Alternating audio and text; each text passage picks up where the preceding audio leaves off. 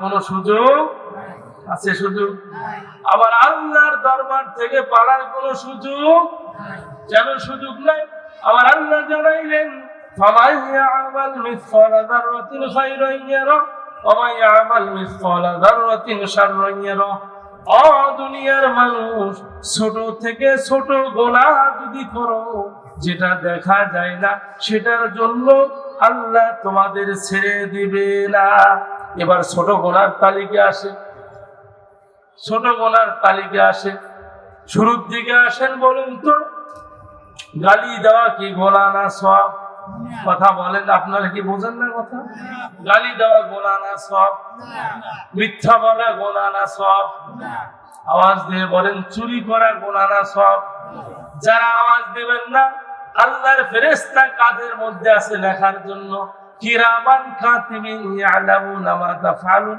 এরা আমলনামা লিখবে কে কতটুকু ঈমানের বলে বলিয়ান।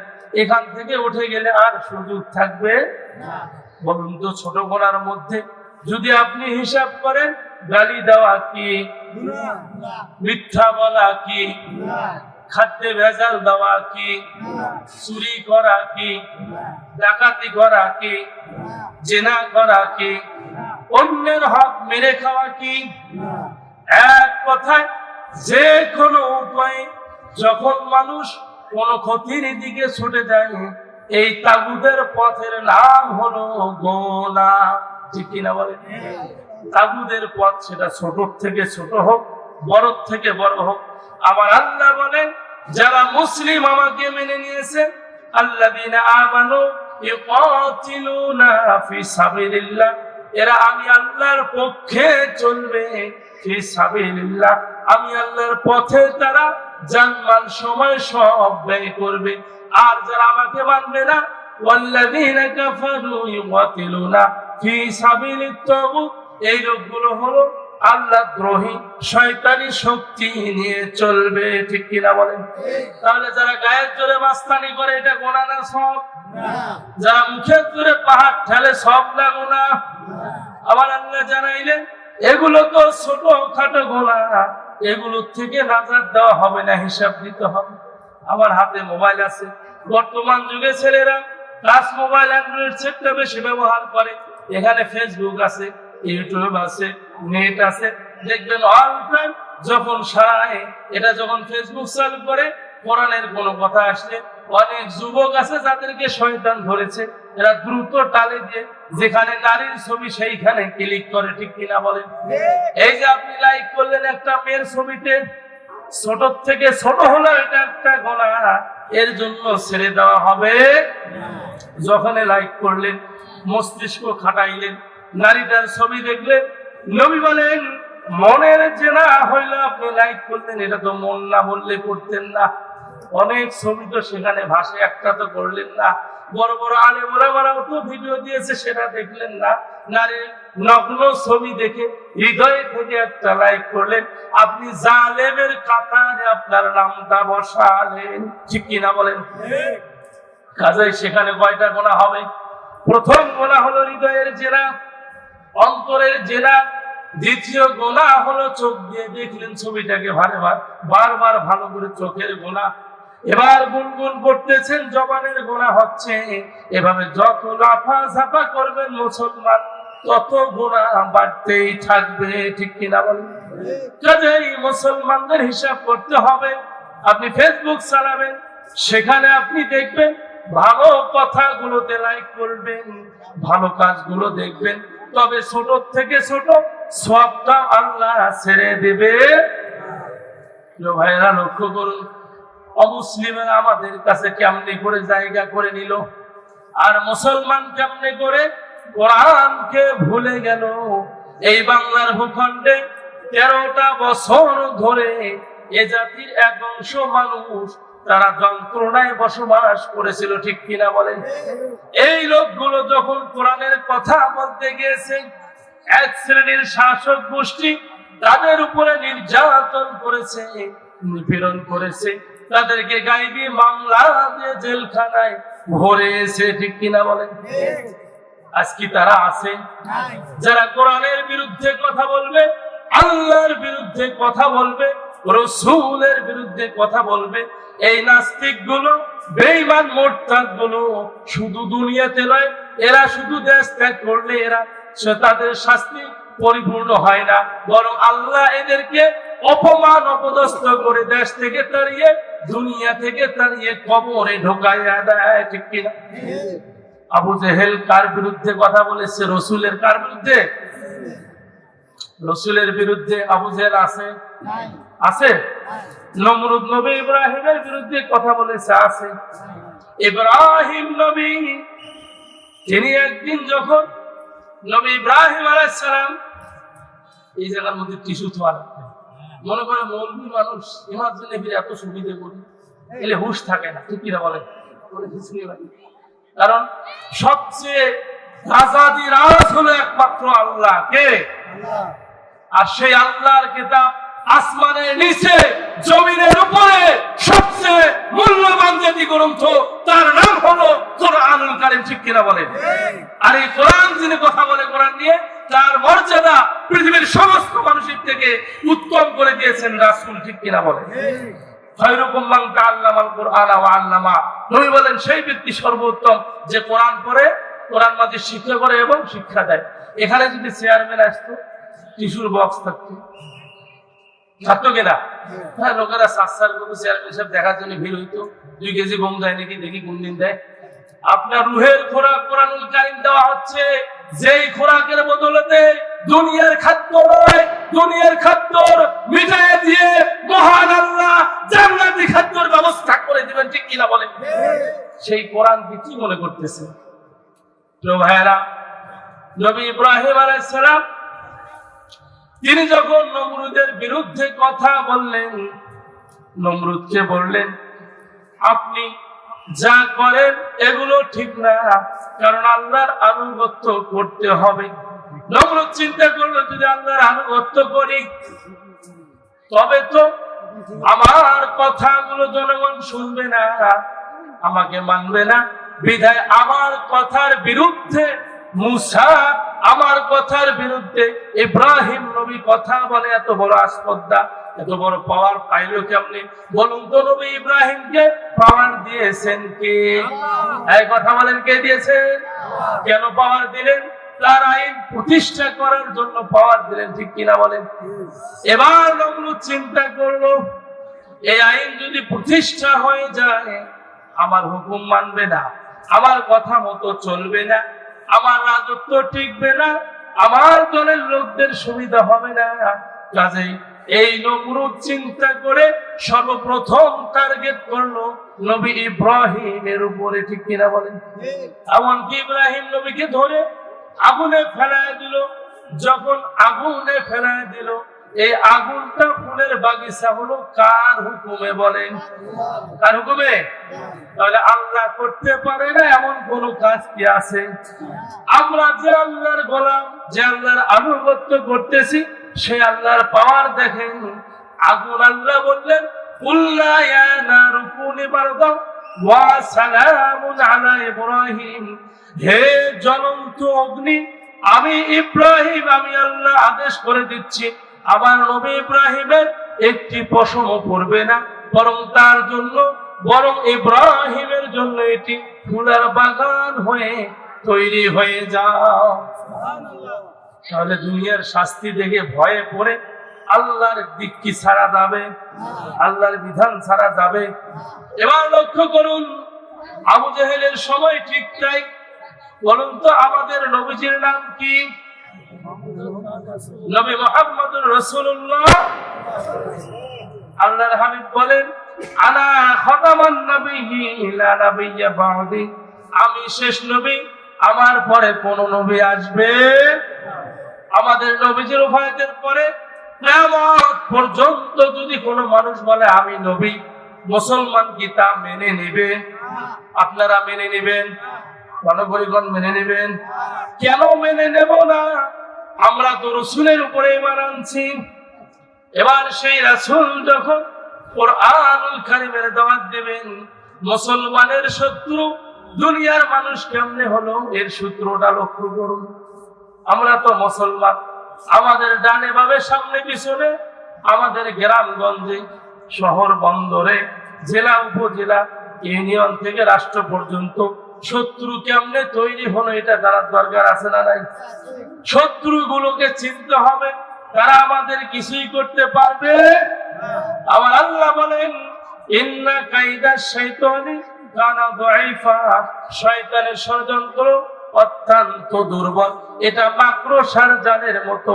রাসূল সাল্লাল্লাহু আলাইহি সাল্লাম তিনি মা হালিমার বাড়ির ওই দিকে তায়েফে যখন নবীজি ছিলেন, বড় হলেন, এক পর্যায়ে দাওয়াত দিতে গেলেন। সেখানে নবীজি যখন আমলের জন্য সিজদায় পড়ে গেলেন, কাফেররা এমন ষড়যন্ত্র করলো, বড় একটা পাথর নিয়ে তারা উপর থেকে গড়িয়ে দিচ্ছে। আমার আল্লাহ বললেন কি, ইন্না কাইদা শাইতানি কানা দাঈফা, শয়তানের ষড়যন্ত্র দুর্বল, মাকড়সার জালের মতো।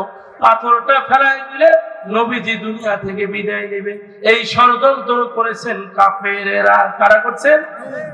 এবার যখন পাথরটা ছেড়ে দিবে, ছেড়ে দেওয়ার সঙ্গে সঙ্গে নবীজি আওয়াজ দিলেন, পাথর যদি আপনার হুকুমে এসে থাকো তবে ছুটে আসো, আর যদি তুমি অন্য কোন শয়তানের ষড়যন্ত্রে আসো থেমে যাও। যারা হাজিরা হজে গিয়েছে, মা হালিমার বাড়ি যারা দেখেছে, তায়েফে যারা গিয়েছে দেখবেন এই যে লেবের জায়গাটা, পাথরটা এইভাবে গড়ি আসবে ধরে এই জায়গায় চুমুটের মতো আটকি আছে। বলুন তো আটকা দিলেন কে? কে দিলেন? তাহলে সেই আল্লাহর পাওয়ার আছে না নাই? অমিয়াকার পাওয়ারের ভয় করেন? কে আপনার জীবনের মালিক বলেন? কথা বলেন, জীবনের মালিক কে? তাহলে ভয় করবেন কাকে? সম্মানিত হাজির, বলতেছিলাম আমাদের শত্রু কেন হলো? মুসলমানের তো শত্রু হওয়ার দরকার ছিল না, ঠিক কিনা? রাসূল সাল্লাল্লাহু আলাইহি সাল্লাম, সম্মানিত হাজির, কথাগুলো মনোযোগ দিয়ে শুনেন।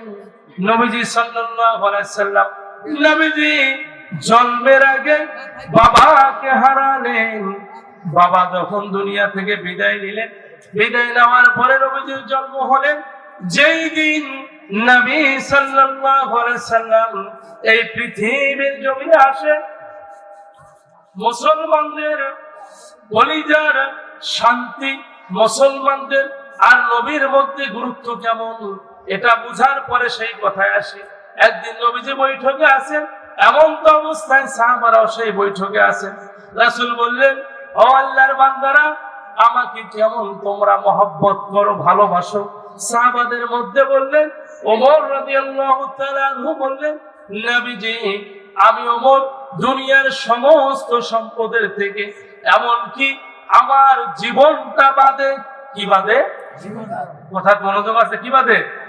ওমর বললেন, জীবন বাদে আমি রাসূল, আমি ওমর, আপনি রাসূলকে বেশি ভালোবাসি, শুধু আমার জীবন বাদে সমস্ত সয় সম্পত্তির থেকে।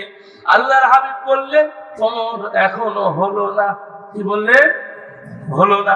তার মানে ইমানের শূন্যতা এখনো তোমার আছে।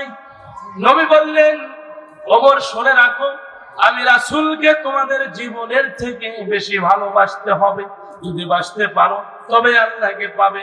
এবার বলুন তো, ওমর ওই দিন বলেছিল, নবীজি, আমি যতদিন জীবিত থাকবো আমার জীবনের চাইতে আপনাকে বেশি ভালোবাসবো। আল্লাহু আকবার।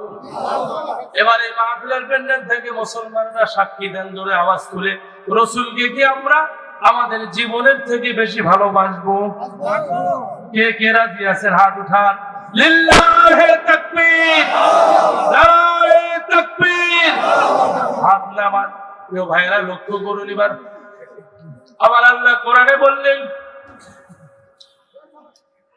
বললেন, কুল ইন কুনতুম তুহিব্বুনাল্লাহা ফাত্তাবিউনি ইউহিব্বুকুমুল্লাহ। ও দুনিয়ার মানুষ, শুনে রাখো, আল্লাহ বললেন, নবীজি আপনি জানিয়ে দেন, কুল ইন কুনতুম তুহিব্বুনাল্লাহ, আমি আল্লাহকে যদি কেউ পেতে চাও, ভালোবাসতে চাও, আল্লাহর আনুগত্য করো, আল্লাহর রহমত চাও, ফাত্তাবিউনি ইউহিব্বুকুমুল্লাহ, তবে রাসূলকে ভালোবাসতে হবে। কাকে ভালোবাসতে হবে? আর যদি রাসূলকে ভালোবাসতে পারো, ওয়াগফির লাকুম, তোমাদেরকে আমি আল্লাহ মাফ করে দেব। কি মাফ করবে? যুনুবাকুম, তোমাদের জীবনের গুনাহ। সুবহানাল্লাহ। আল্লাহু গফুরুর রহিম। আল্লাহ সবচেয়ে দয়ালু, ঠিক কিনা বলুন? তাহলে রসুলকে ভালোবাসলে জীবনের গুনাহ মাফ করবেন কে?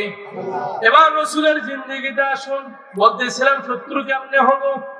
রাসূল সাল্লাল্লাহু আলাইহি সাল্লাম তিনি যখন পৃথিবীর জমিনে আসেন, আসার পরে নবীজি সাল্লাল্লাহু আলাইহি সাল্লামকে, আগে তো আরবের একটা প্রথা ছিল, দুধমা ছিল, সন্তানদেরকে অন্য দুধমা তাদেরকে দুধ পান করাতো।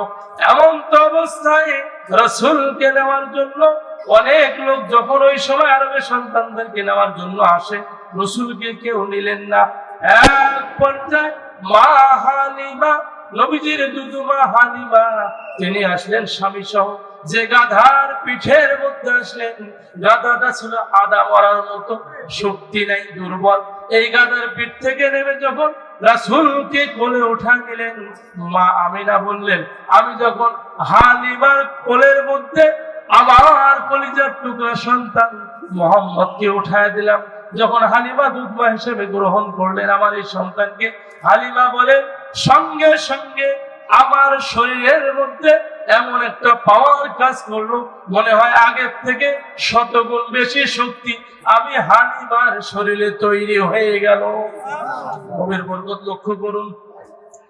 এবার মা হালিমা বলেন, এবার যখন শরীরে শক্তি অনুভব করতেছি, আমার গাধার পিঠের উপরে যখন চললাম, যে গাধা একটা লোককে নিয়ে যাইতে পারে না, এই গাধার শরীরে এমন জোয়ানি শক্তি শুরু হয়ে গেল, মনে হয় গাধা সবে মাত্র যৌবন ফিরে পাইল। এত শক্তি হইল কার বরকতে? এবার যখন রাসূলকে নিয়ে গেল মা হালিমাতুস সাদিয়া, তিনি নিয়ে যাওয়ার পরে রাসূলকে 6 বছর ধরে মানুষ করেছেন, তার মধ্যে টানা 4 বছর মা হালিমার বাড়িতে ছিল। যখন মা হালিমার বাড়িতে ছিলেন, মা হালিমা বলেন, আমার শিশু নবী মুহাম্মদ তিনি যখন বাচ্চাদের সঙ্গে খেলতে যায়, এক সময় কিছু বাচ্চা দৌড় দিয়ে এসে আমাকে বলতেছে, ও মা, আপনার সন্তানকে কিছু ছেলে এসে পাহাড়ের উপরে উঠাইলো আর বুকটা ফাড়াইলো, কলিজাটা বাহির করে ধৌত করলো। এটি ছিল প্রথম সিনা মুবারক সাদ। সুবহানাল্লাহ। যখন এই কথা বলা হলো, মা হালিমা আর ঠিক থাকতে পারলো না। আমি তো মুহাম্মদকে আমার নিজের সন্তান না, মুহাম্মদ তো আমার অন্যের সন্তান, আমি তো দুধমা, এটা কেমন হলো আমার সন্তানের? না জানি কোন বিপদ হলো। দৌড়াইতে দৌড়াইতে মা হালিমা ঠিক ওই জায়গায় এসে দেখে নবী মুহাম্মদুর রাসূলুল্লাহ সাল্লাল্লাহু আলাইহি সাল্লাম পাহাড় থেকে হেলে দুলে নামতেছিল। নবীজিকে তখন কাছে টেনে নিয়ে শরীরের উপরের কাপড়টা খুলে দেখলো, সেখানে কোনো দাগ নাই। মা হালিমা বলল, বাবা কেমন লাগে তোমার?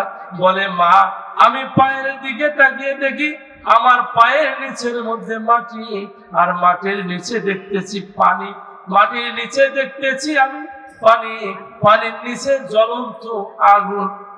পরবর্তী টাইমের ব্যাখ্যা এসেছে, বিজ্ঞানীরা এটা ব্যাখ্যা করেছে, আমরা যে বসবাস করি আমাদের মাটির নিচে হলো পানি, অর্থাৎ বরফ হয়ে থাকে, পানির নিচে আগুন, এটাকে জ্বলে জ্বলে বাষ্প হয় বিধায় আমরা থাকার উপযোগী হয়ে আছি। তা না হলে এই ভূমিটা, সমতল ভূমিটা বরফে পরিণত হতো, দুনিয়ায় কোনো মানুষ বেঁচে থাকতে পারতো না। নবী বলেন, আমি আসমানে তাকায় দেখি, ও মা, তাকায় দেখলাম আমার মাথার উপরে আসমান, প্রথম আসমান ভেদ করে আমি দ্বিতীয় আসমান দেখি, দ্বিতীয় আসমান ভেদ করে আমার চোখের দৃষ্টি শক্তি তৃতীয় আসমান পর্যন্ত যায়, তৃতীয় আসমান ভেদ করে চতুর্থ আসমান, এভাবে পঞ্চম আসমান, ষষ্ঠ আসমান, সপ্তম আসমান পার হয়ে নূরের জগৎ সেখানে আমি দেখতে পাইলাম। সেখান পার হয়ে মানুষের ভাগ্যলিপির যে খাতাটা আছে, কলমটা আছে, শব্দ শোনা যায়, আমি সেখান পর্যন্ত দেখতে পাই। এভাবে যখন বললেন আমি দেখতে পাই, তখন রাসূল সাল্লাল্লাহু আলাইহি সাল্লাম এর সত্যতা প্রমাণ হলো। নবীজি যেদিন মেরাজে গেলেন, মেরাজে যাওয়ার পরে সপ্তম আসমানে যখন উঠলেন, ওঠার পরে জিবরাইল আলাইহিস সালাম 600 পাখা নিয়ে সেখানে হাজির হইলেন, বিশাল রূপ দেখায় দিলেন। জিবরাইল 600 পাখা নিয়ে দেখায় দিলেন। আল্লাহর হাবিব বলেন, ও জিবরাইল, 600 পাখা নিয়ে যে তোমরা তুমি যে আমার কাছে হাজির হইলে জিব্রাইল, এই রূপ জীবনে আরো একবার দেখাইছিলে যেই দিন সর্বপ্রথম জাবালে নূর কোরআন নাজিলের পাহাড়ের মধ্যে আমি রাসূল ধ্যানমগ্ন ছিলাম। ওই সময় প্রথম নাজিলকৃত আয়াত নিয়ে যাওয়া আপনার পক্ষ থেকে আর এত বড় দেহ আমি দেখতে পাই। সুবহানাল্লাহ। নবী বলেন সিদরাতুল মুনতাহা, ওখানে একটা বড়ার গাছ আছে সপ্তম আসমানে, ওই গাছের বিশাল নিচের দিকে বিশালতা আছে, ওখান থেকে আসমানে চলে যায়। তার উপরে ফেরেশতাদের জগৎ আর যাওয়ার সুযোগ নাই। পর্যায়ক্রমে ওখানে মানুষের আমলের ভাগ্য লিপি লেখা হয়। আমার আল্লাহ জানান কিরামান কাতিবিন, প্রত্যেকের কাঁধে দুইজন করে ফেরেশতা আছে, ইয়ালামুনা মা তাফআলুন, এরা মানুষের আমলনামাগুলো লেখে। সেরা 24 ঘন্টায় যাই করে এটা লেখে। এই লেখে এই খাতাটা নিয়ে গিয়ে ওই ভলিউম মূল খাতার মধ্যে জমা করা হয়। সুবহানাল্লাহ। এবার বলুন তো, ফেরেশতা যে কাঁধে আছে আমাদের ওজন লাগে? ওজন লাগে?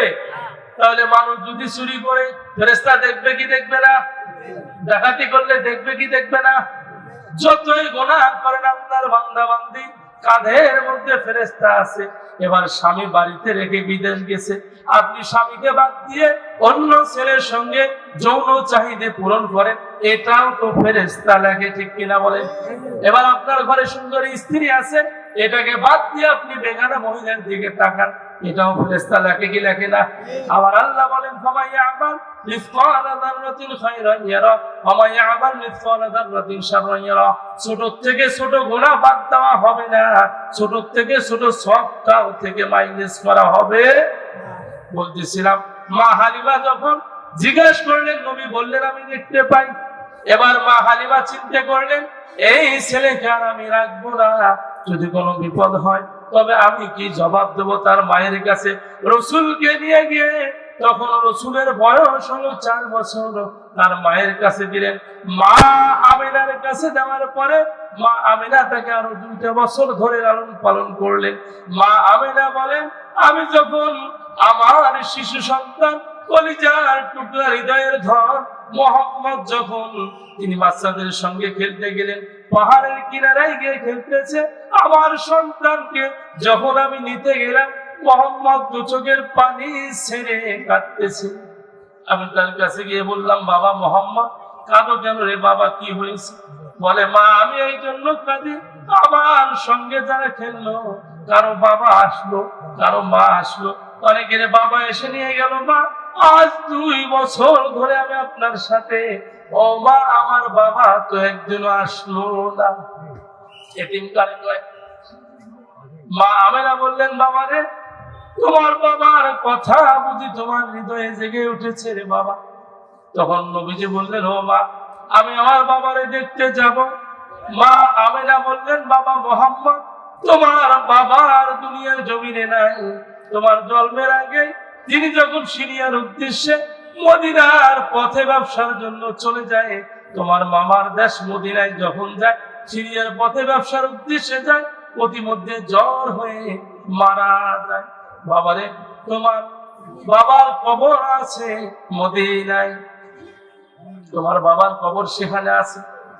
বললো মা আমি দেখবো, আমি আমার বাবার কবর দেখতে যাব। কাঁদতেছিল মা আমেনা, নবীজির কান্না সহ্য করতে পারলেন না। এবার কান্না শুনতে শুনতে মা আমেনা তার শ্বশুরের কাছে গেলেন, নবীজির দাদা আব্দুল মুত্তালিবের কাছে গিয়ে বললেন ও বাবা, বাবা তোমার নাতি আমাকে আমার পুরানা স্মৃতির কথা মনে করে দিল, আমাকে হৃদয়ের মধ্যে আগুন জ্বালা দিল, মোহাম্মদ তার বাবাকে দেখতে চায়। বাবা আপনি যদি অনুমতি দেন তবে আমি আমার এই সন্তানকে নিয়ে যেতে চাই। মা বোনেরা লক্ষ্য করুন, স্বামীর অনুমতি ছাড়া কোথাও যাওয়া যাবে না। স্বামী যদি মারা যায় অনুমতি নিতে হবে শ্বশুরের কাছে। কার কাছে? এখন তো মা বোনেরা স্বামী কয় তুমি থাকো আমি মার্কেট করে আসি, ওটার নাম দাউস, ওটার নাম কি, এ ব্যাপারে পরে আলোচনায় আসতেছি। এবার মা আমেনা যখন চলে গেলেন সন্তানকে নিয়ে, যাইতে যাইতে যাইতে যাইতে এদিকে মদিনার পথে যখন চলে গেলেন, বাবার কবরের কাছে গেলেন, কিছুদিন কয়েকদিন চলে গেল। নবীজি বাবার কবরে মাটির উপরে শোয়ার মতো হয়ে চিত হয়ে কাঁদতেছে, বাবা বাবা বলে। কত মানুষের বাবাকে সন্তানেরা দেখলো, ও বাবা আমি তো আপনাকে দেখলাম না, এ বলে কাঁদতে কাঁদতে অস্থির হয়ে গেল। কান্নাকাটি শেষ হওয়ার পরে মা আমিনা রাসূলকে নিয়ে চলে আসলেন। আসার পথে প্রতিমধ্যে যখন আবওয়া নামক বসরির কাছে আসলেন, আসতে গিয়ে মা আমিনা জ্বর আসলেন। জ্বর আসার পরে মা আমিনা দাসী উম্মে আইমানকে বললেন, আমার বাবা মুহাম্মদকে নিয়ে আসো, আজ 3 দিন ধরে আমার শরীরে জ্বর, আমার মন বলে আমি মনে হয় বাঁচবো না। আমার সন্তানকে বাবার কবর দেখার জন্য নিয়ে আসলাম, কবর দেখে ফেরার পথে আমি আমিনা মনে হয় আর বাঁচবো না, আমার বাবা মুহাম্মদকে ডাক দাও। এবার রাসূলকে ডাক দিল, মা আমিনা রাসূলকে কোলে নিলেন, বাবা মুহাম্মদ আমার কাছে আসো, বাবা আমার বুকে আসো। যখন বুকে জড়ায় নিলেন, যাওয়ার পরে কাঁদতেছে, বাবা মুহাম্মদ রে চলবের আগে তোমার বাবাকে হারিয়েছো রে বাবা, আজ আমি মা, আমি হয়তো দুনিয়ায় থাকবো না, তুমি তোমার দাদার কাছে থেকে গিয়েও তুমি মক্কায় চলে যাও। এ বলে যখন কাঁদতে কাঁদতে কাঁদতে কাঁদতে নবীজি মায়ের বুকের উপরে মাথা দিয়ে কাঁদতেছে, চোখের পানি গড় গড় করে মা আমিনার বুক ভেজে যাচ্ছে। এমন তো অবস্থায় মা আমিনার কথা বলে না। নবী তখন আবার কাঁদতেছে, কথা বলে না। দাসী উম্মে আইমান বললেন, ও মুহাম্মদ বাবা কাঁদিয়ে কি করো, তোমার মা আর দুনিয়ায় নাই, মা দুঃখিনী মরে গেছে। এবার মায়ের কবর দেওয়ার পরে নবীজি কাফেলা নিয়ে, ছোট মানুষ 6 বছর বয়স, উম্মে আইমান সাথে আর একজন ব্যক্তি ছিল, এই মোটে 3 জন, মোট 4 জন সহ নবী সহ সেখান থেকে রওনা হয়। ওদিকে মক্কা থেকে বারবার আব্দুল মুত্তালিব মদিনার দিকে চেয়ে থাকে। আবার মা আমিনা এই মক্কা ছেড়ে মদিনা গেলেন আমার নাতিকে নিয়ে, তার বাবার কবর দেখতে এখন আসে না কেন, এই চিন্তায় বারবার তাকায়। খুব মহব্বত করতেন রাসূলকে, তাকিয়ে দেখে ওই যে দেখা যায় মুহাম্মদ, আমার মনে হয় মুহাম্মদের সঙ্গে তার মা আর ফিরে আসে নাই। এবার এটা ভাবতেছে, ওদিকে আব্দুল মুত্তালিব দৌড়াচ্ছে, লোক দিলাম 5 জন, একজন কাফেলায় শট যিনি আমার মনে হয় আমার বৌবা আমিনা, সে হয়তো আসে নাই, দৌড়ায়। এদিকেও নবীজি দৌড়ায় দাদার দিকে, দেখা হলো জোরাজোরি করে ধরলো, কাঁদতেছে, হ্যাঁ বাবা মুহাম্মদ তোমার মা কোথায়? বলে দাদা বাবার কবর দেখার জন্য মার সঙ্গে গেলাম, আমার মা যখন ফিরে আসলো আপদ আমাকে বসরির কাছে জ্বর হয়ে আমার মা দুনিয়া ছেড়ে বিদায় নিল। এবার রাসূলুল্লাহ, এবার আব্দুল মুত্তালিব রাসূলকে নিয়ে বাড়িতে গেলেন। এবার বাড়িতে লালন পালন করলেন আরো 2 বছর, মোটে নবীর বয়স হলো 8 বছর। কয় বছর? 8 বছর হইলে 8 বছর বয়সে আব্দুল মুত্তালিব এবার ইন্তেকালের সময় হয়ে গেল। আব্দুল মুত্তালিব তিনি মনে মনে চিন্তা করতেছে, আমি মাদুর হয়েছি, মনটা তো ডাকে, আমি মনে হয় আর বাঁচবো না, আমার এই নাতির দায়িত্ব কে নিবে? এই চিন্তায় আব্দুল মুত্তালিব অস্থির। ছেলেদেরকে ডাক দিল, কোথায় আছো রে আবু জাফর, আবু তালেব, আবু লাহাব, তোমরা কোথায় আছো? তাড়াতাড়ি চলে আসো, আমি মনে হয় আর বেশি দিন বাঁচবো না, তবে আমার মনে হয় আমার এই নাতির দায়িত্ব কাউকে দিয়ে যাওয়া দরকার। এবার সকল ছেলেরা হাজির হইল। আসার পরে বলল, আবু জাহেল বলল, বাবা আমাকে দায়িত্ব দেন। বলে না তোকে দেব না, তোর মেজাজ ভালো না। এভাবে আবু তালেব, এভাবে আরো অন্যান্য আবু জাফর সহ অনেক সন্তানেরা বলল। নবীজির দাদা আব্দুল মুত্তালিব বলল, না কাউকে দেব না। বলে দিবেন না, তাহলে ডাকলেন কেন? এবার ছোট ছেলে আবু তালেব বলতেছে, আব্বা কাউকে দিলেন না, আমাকে দিবেন, আমি তো গরিব মানুষ, খাইতে পারি না বাবা, বলে আবু তালেব আমি তোমার অপেক্ষায় ছিলাম, কখন তুমি আমার এই নাতিকে চাইবা। বাবেরা জানে কোন সন্তান ভালো কোনটা মন্দ, ঠিক কিনা বলেন। এবার আবু তালেবকে বললো, বাবা রে আমি মনে হয় থাকবো না, আর বেশি দিন বাঁচবো না, আমার এই নাতিকে তোমাকে দিলাম, নিজের ছেলের মতো একে মানুষ করিও। মরে গেল আব্দুল মুত্তালিব। নবীর বয়স 8 বছর। কয় বছর? এবার 8 বছরের পরে যখন রাসূল সাল্লাল্লাহু আলাইহি ওয়াসাল্লাম ধীরে ধীরে বড় হয়, তখন নবীজির বয়স হলো 13 বছর। কত বছর? 13 বছর বয়সে। এদিকে মাঝখানের সময়টা আবু তালিব চিন্তা করলো, বহুদিন ধরে ব্যবসা করলাম না, আমারও তো একটু খাদ্যের অভাব পড়ে গেল, অনাটন আসলো, কাজে আমি ব্যবসার জন্য মালামাল তৈরি করব। ৭০ জনের একটি কাফেলা তৈরি করলো। কতজন? ৭০ জনের কাফেলা তৈরি করলো। সিরিয়ার উদ্দেশ্যে ব্যবসায় চলে যাবে। যখন ব্যবসার কাফেলা যাবে লোকজন সহ, নবীজি বলল, চাচা আমিও যাব। বলে বাবা না, খুবই মহব্বত করতো, বাবা যাবে না? না আমিও যাব চাচা। তখন সাথের লোকগুলো বলল, মুহাম্মদের তো শক্তি অনেক বেশি, একে নিয়ে যাওয়া যায়। প্রিয় ভাইয়েরা, যখন যে নবীকে আল্লাহ দুনিয়ায় পাঠায়, সেই নবীর 40 জন যুবকের যে শক্তি, এরকম শক্তি সেই নবীকে দেওয়া হয়। আর প্রত্যেক নবীর 40 জন যুবকের শক্তি আমার আল্লাহ জানান, আমি আমার রসুলকে 40 জন নবীর শক্তি তার শরীরে দিয়ে দিয়েছি। এবার রসুলকে নিয়ে গেল, যাচ্ছে। ওদিকে সিরিয়ার পথে এক পাদ্রী তাওরাত জাবুর এরকম কিতাবগুলো পড়ে পড়ে পড়ে পড়ে দেখেছে একজন ছেলে আসবে, এমন একটা সময় আসবে যার নাম হবে মুহাম্মদ, তিনি হবে আখিরি নবী। সুতরাং আখিরি নবীর অপেক্ষায় জীবনের 25টা বছর মেহমানদারি করেছে, এই পথ দিয়ে তিনি যাবে, আমি তারে দেখবো, তার কাছে কালিমা পড়ে মুসলমান হব। এই ইহুদি পাদ্রী এই চিন্তা করেছে, করে জীবনে প্রতিটা দিন নবীজির আশা, একদিন 2 দিন করে করে দিনের পর দিন, মাসের পর মাস, বছরের পর বছর পার করে যখন তিনি অপেক্ষা করলেন, এদিকে আবু তালেব চলে গেল এই কাফেলা নিয়ে, জায়গা মতো গেল। ওই দিন তাদেরও মেহমানদারের রাস্তা ওই সময় আসে আটকে গেল।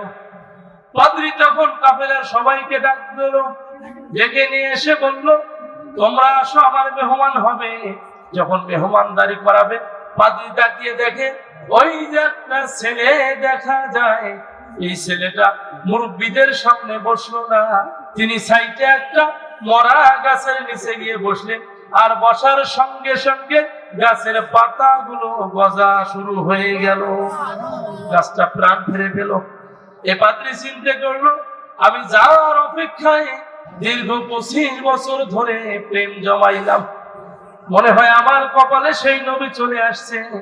লক্ষ্য করতেছে নবীজির, এবার দেখতেছে গরমের সময় নবীজির কিন্তু ছায়া হয় না, ছায়া নেই। আমার আল্লাহ বলেন, আমি আমার রাসূলের কায়াটা আমি দুনিয়ায় পাঠিয়ে দিলাম, আর ছায়াটা আমার কাছে রেখে দিলাম। সুবহানাল্লাহ। এবার যখন ছায়া হয় না, মেঘ গিয়ে সেখানে ছায়া দেয়, এভাবে ছায়া হচ্ছে। হইতে হইতে পাদ্রী চিনতে দেরি করলেন না, বুঝতে পারলেন আমি যার অপেক্ষায় 25টা বছর ধরে সয় সম্পদ ব্যয় করলাম, আমার মনের আশা পূরণ হচ্ছে, সেই নবীর মনে হয় আমি দেখা পাচ্ছি। দৌড়ে গিয়ে তখন তাওরাতের কিতাব খোলে আর জীবনীগুলো মিলায় দেখে, ঠিক মিলতেছে। এবার দাওয়াত দিল, সবাই আসলো, সবাই খানা খাবে, কিন্তু ওই ছেলেকে দেখা যায় না। পাদ্রী বলল, দলের নেতাকে? বলে আবু তালেব। এদিকে আসো আবু তালেব, তোমার দলের একজন মনে হয় বাদ পড়েছে। বলে হ্যাঁ, তাকে সামানা পাহারা দেওয়ার জন্য রেখেছি। বলে না, আমি তাকে চাই, একটা লোক যদি বাদ পড়ে যায় আমি মেহমানদারি করাবো না। আমার 25 বছরের তিল তিল করে মহব্বতের একজন ব্যক্তিকে খুঁজতেছি, আজ 25টা বছর ধরে আমি খাওয়াচ্ছি, ওই লোককে ব্যতীত আমি আর কাউকে মেহমানদারি করাবো না। এবার রসুলকে নিয়ে আসা হলো, মেহমানদারি করানো হলো। আবু তালিবকে জিজ্ঞাসা করলো পাদ্রী, ও আবু তালিব বলো তো, তোমার এই কাফেলার মধ্যে যে ছেলেটা আছে এর নাম কি? বলে এর নাম মোহাম্মদ। তোমার কি হয়? বলে আমার ছেলে হয়। তখন বললো না, পাদ্রী বলল তোমার ছেলে হতে পারে না, তুমি এর পিতা হইতে পারো না। বলে তাহলে কি হবে তা জানি না, আমার মনে হয় এই ছেলের নাম মোহাম্মদ আর বাবার নাম হলো আব্দুল্লাহ। সুবহানাল্লাহ। মায়ের নাম হলো আমিনা। এ আবু তালিব, মিথ্যা বলিও না, কথা গোপন করিও না, সত্যটা প্রকাশ করো, এই ছেলে তোমার কি হয়? আবু তালেব বলতেছে আপনি ঠিক বলেছেন, এ আমার ভাতিজা হয়। বলে হ্যাঁ, এবার সঠিক কথা বলেছো।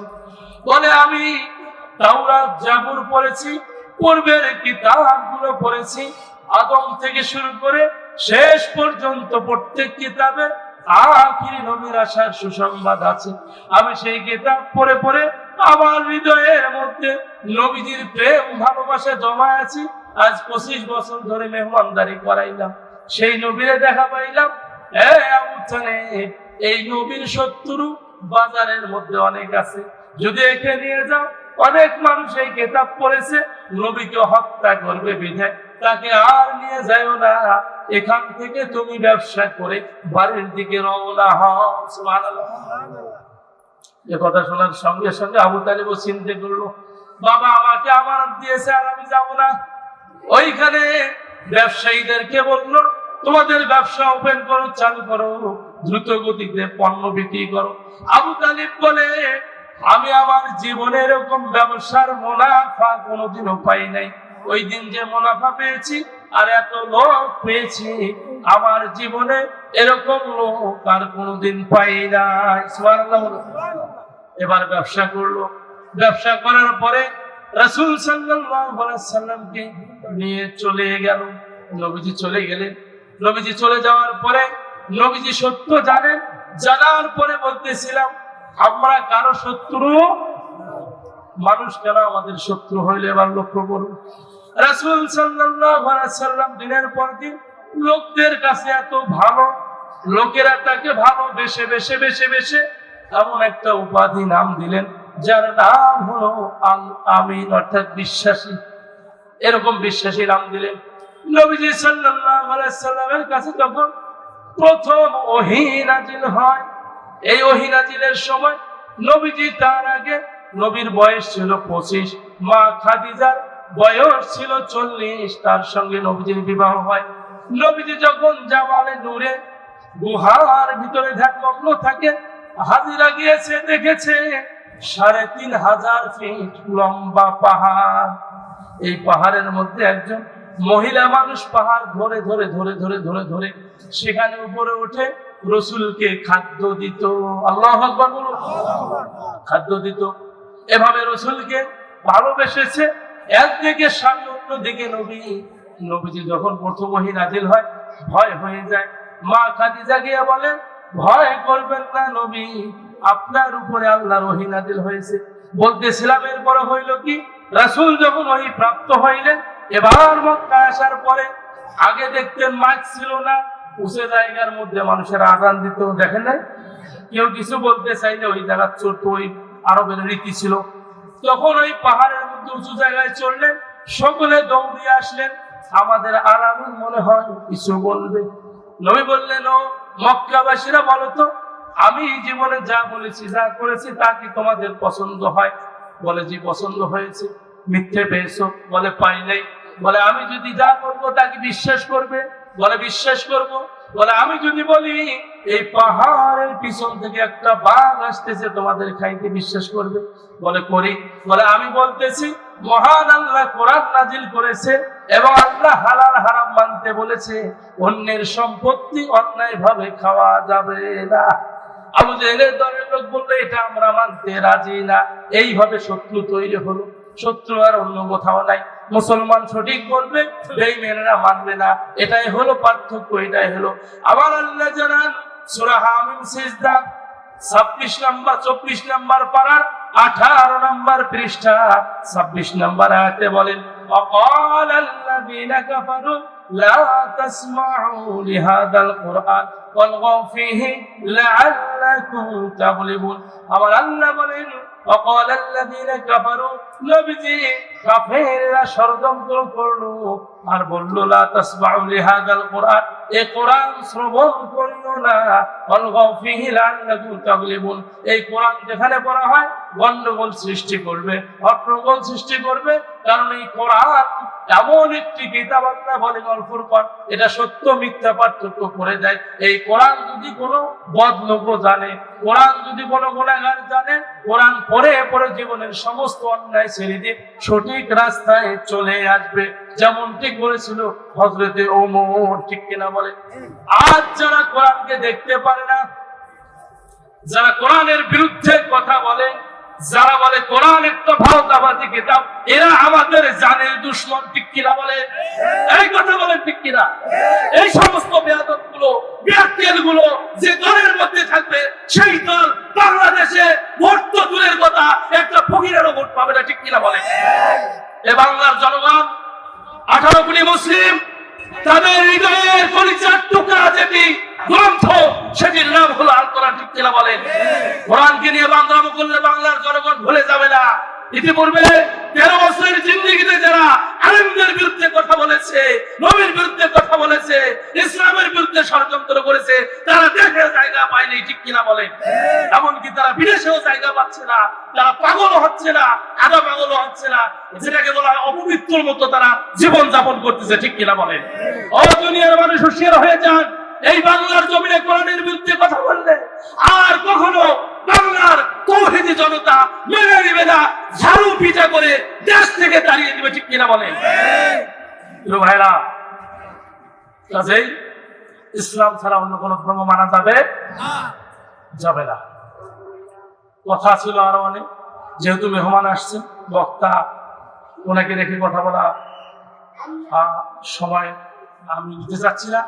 আমি আপনাদের সকলের কাছে দোয়া চাই, মহান আল্লাহ যেন জীবনের প্রতিটা মুহূর্তে, সর্ব অবস্থায় জীবন যা কার থাক, এই চিন্তা যেন আল্লাহ আমার মাথায় না দিয়ে এই চিন্তা দেয় আল্লাহর দিন বাংলার জমিনে বিজয়ের পক্ষে কথা বলতে গিয়ে যদিও মৃত্যু হয়, আল্লাহ যেন তার উপরে আমাকে অটল রেখে কবুল করে, সকল বলে আমিন। আপনারা সকলে রাজি আছেন তো? ইনশাআল্লাহ আল্লাহ কবুল করুন। ওয়া আখির দাওয়ানা আলহামদুলিল্লাহি রাব্বিল আলামিন। আসসালামু আলাইকুম ওয়া রাহমাতুল্লাহি ওয়া বারাকাতুহু।